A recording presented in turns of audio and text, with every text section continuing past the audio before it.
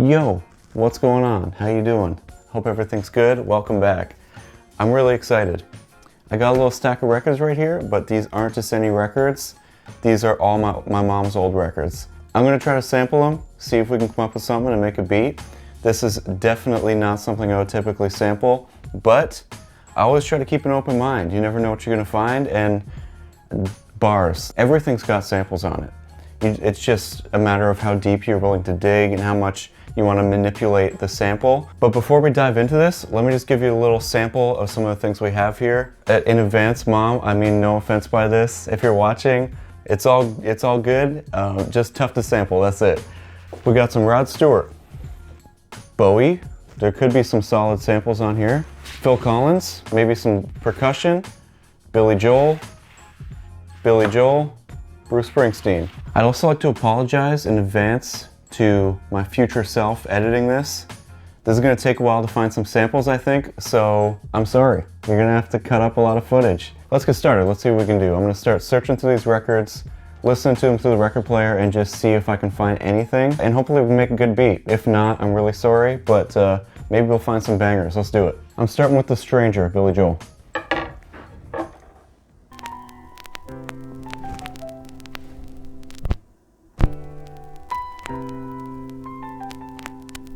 That's actually not bad.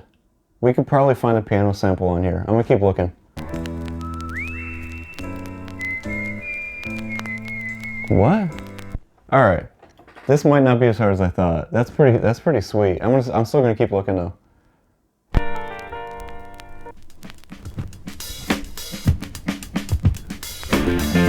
Okay, we got drums. So I'm gonna try my best not to use any samples other than what I find here, because we've got a drum break. Let's record it and we'll use that for the beat. That's crazy. Okay, Billy Joel, shout out. William Joel, don't rule it out. You never know what you're gonna find, right? Okay, I'm gonna just take that drum break, record it onto the MPC. Whenever I record a drum break from vinyl onto the MPC or whatever sampler I'm using, I typically turn the turntable speed as far down as I can. That way, if I recorded at full speed and we needed to turn it down, we'd lose a little bit of resolution, but since I turn it down prior to recording, if we turn it up, that's no problem. We're not gonna lose any quality, but it's less likely that we'll have to slow it down for the beat. So I slowed down the speed on the turntable. Let's record it into the MPC. Let's do it.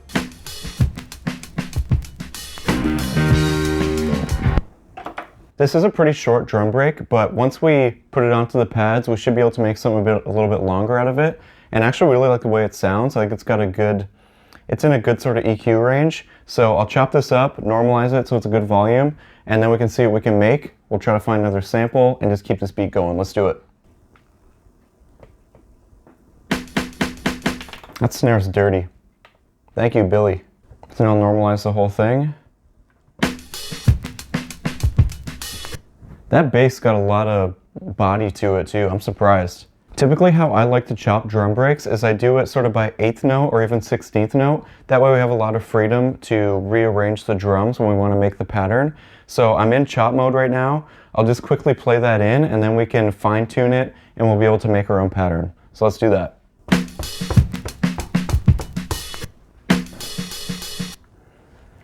So since I just did that quick, we can now actually zoom in and make sure that we're getting right at those thresholds or the transients of each of those drums.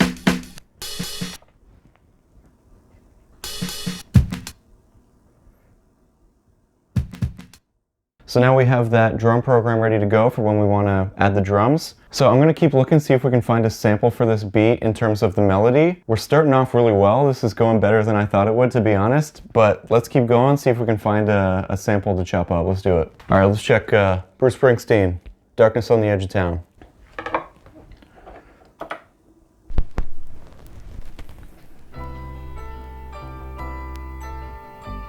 It's got some nice texture to it.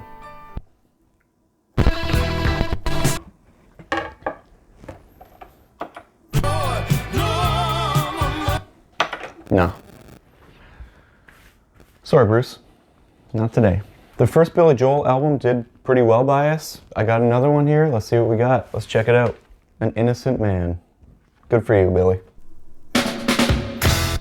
Those are some nice snares there, too. This guy's got drums. If you're looking for drums, maybe check it out. There might be more.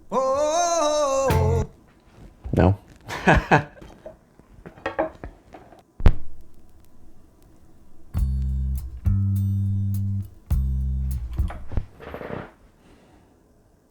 Do we just find a bass sample too?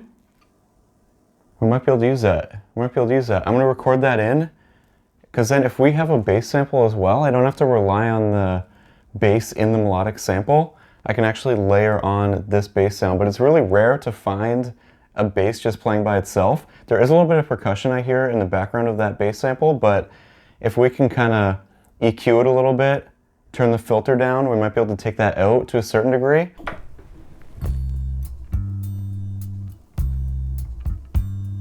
Yeah, I think we could use that. Okay, I'm gonna go edit, just see what we got here. Just gonna normalize that too. That's a nice sound. Like, if we're doing something stabby, that would definitely work. It's a pretty short note. They're all pretty short notes, but let's keep looking for another sample. We see if we can find something melodic that we can add those drums and now a bass line too. Let's do it. All right, let's get into some Rod Stewart. I know he's one of my mom's favorites. Rod, what's up? Shout out. Listen to you every Sunday morning when I was a kid. Let's search through, see if we can find something.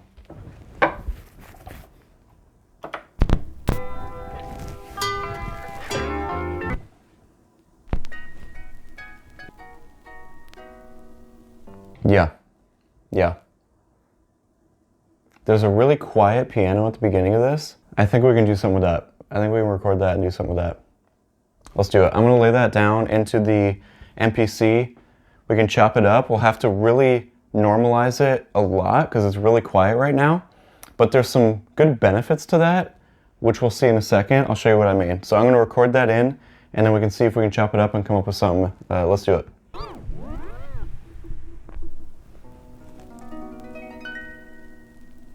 So I just recorded that sample from the record onto the MPC, and this is the waveform of the sample.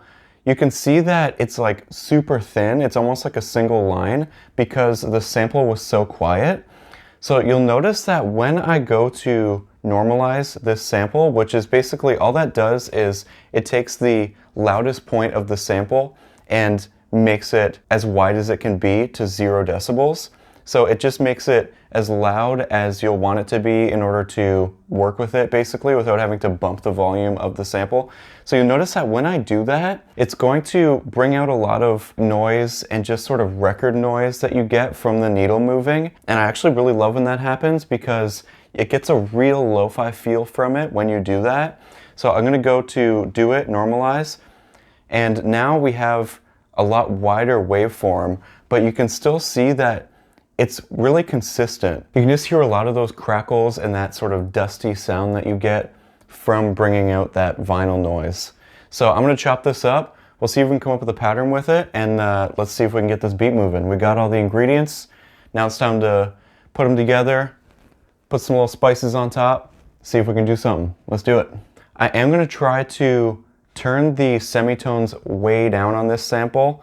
I just think, again, it will bring out those noises even more because the sample is going to be slowed down. And also by lowering it a lot, we also lower that sample rate. So I'm going to go to the semi. Let's see what we can do in terms of slowing this down.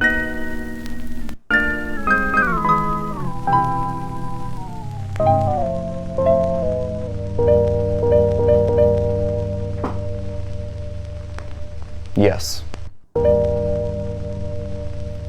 That is lo-fi, lo-fi. Okay, I'm gonna see if I can come up with a pattern. Let's lay it down, then we'll add everything on top. This is looking good. I'm gonna have to ask my mom if she has any more records in the basement because this is actually gonna end up crazy. Let's do it. So I'm at 82 BPM, doing a 4-bar loop. Let's record it. Let's see what we can do.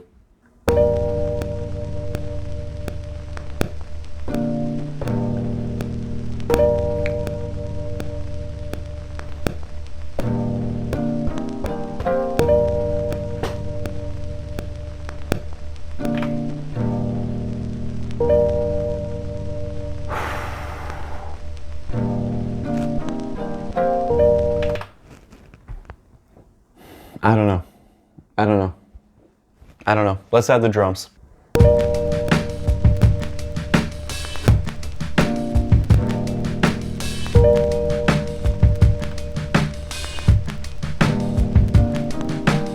All right, I think this beat sounded pretty crazy. I'm into it a lot.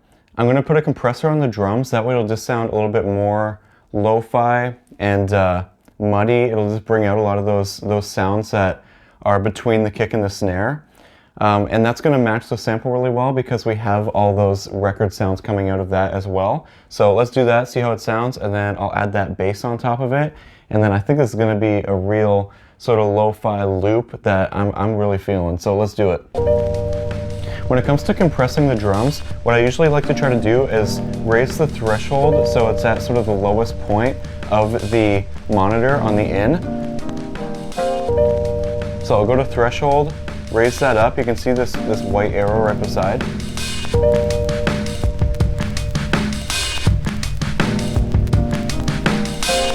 Somewhere like around there.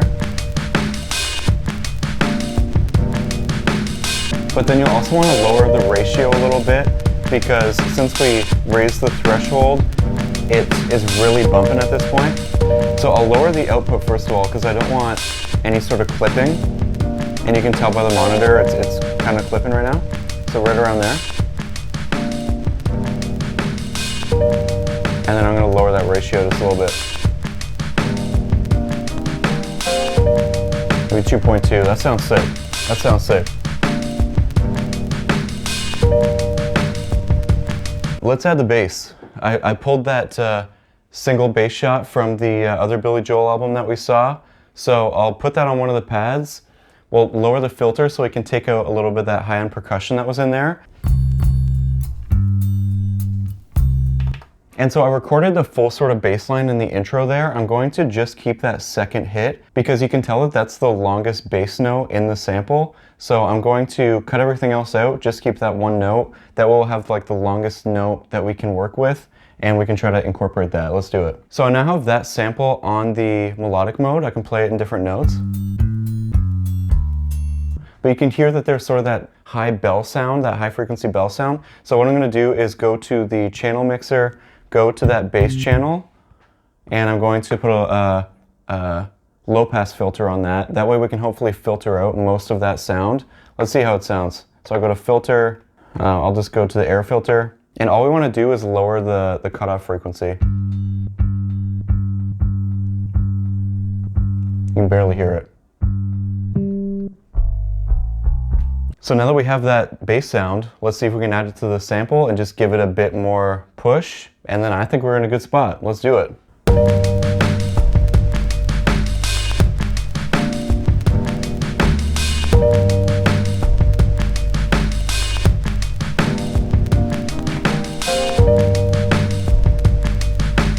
All right, so that wraps it up for this beat. I hope you like how it turned out. I am certainly pleasantly surprised with what we were able to do. But that just goes to show that you can't rule anything out sample-wise. So any records that you can find in the basement, don't rule it out. Anything in the dollar bins, there might be something on there. But if you like the video, make sure you give it a thumbs up and let me know in the comments what you want to see in a future video. If you like seeing this sample-based content, make sure you subscribe. There's lots coming always. And I hope you're doing really well. Haven't posted a video in a couple weeks, but I'm glad to be back and it's great to see you again. Thank you for stopping by. Love you so much as always. Peace.